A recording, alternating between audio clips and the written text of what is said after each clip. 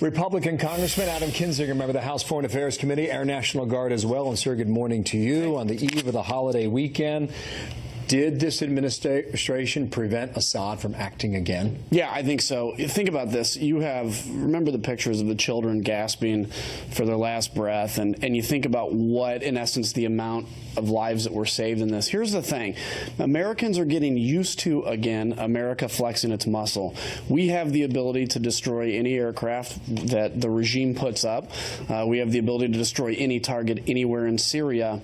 And we're used to 8 years where a president sets down red lines but doesn't act. And I think now seeing an administration that comes out tough and says, look, if you do this, there will be a massive cost to you, I think definitely figured into the calculus of the regime and probably the Russians in saying, listen, don't use chemical weapons because you're going to lose another fifth of your Air Force or more. Well, if that is Syria, you wonder if it's true with a carry-on effect for al-Qaeda or ISIS, etc. And the reason I ask you is because James Mattis was talking just yesterday.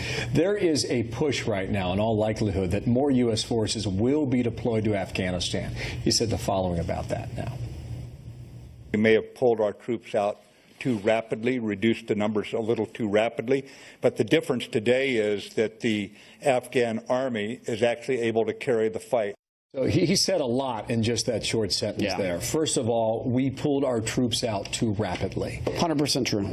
When you announce, so when you're building relationships in Afghanistan, you're building relationships on the ground, you're trying to bring the locals into the fight. The biggest concern Afghanistan has is, are you going to be here for us? Are you going to stay? We have like an 80% popularity in that country. When President Obama announced a surge, but then said 18 months later, we're going to be coming home, first off, which was nonsensical, that actually, you saw on the ground a lot of attempts to build relationships just ended.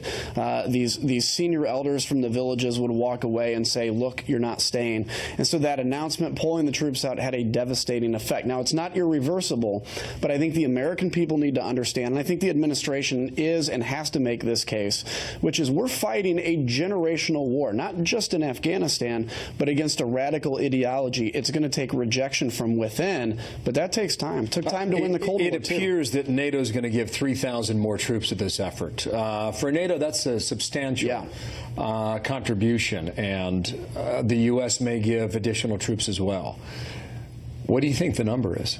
So I've heard anywhere from 3,000 to 5,000 on our side, 3,000 on NATO. The number to me is irrelevant. What actually matters is we need the capacity to do what the mission calls for. If you remember under President Obama, it was like 9,800 troops, 200 shy of 10,000.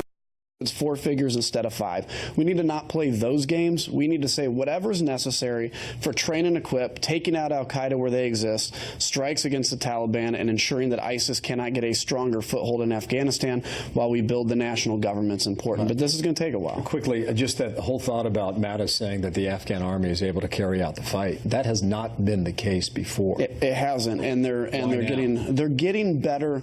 The Americans strengthen the spine of indigenous forces like that. I mean, the Afghans are losing like 150 soldiers a month in the fight, and I think that's something we need to remember. Thank you for your time. Anytime. Republican from Illinois, Adam Kinzinger. Thank you, sir, for being here today.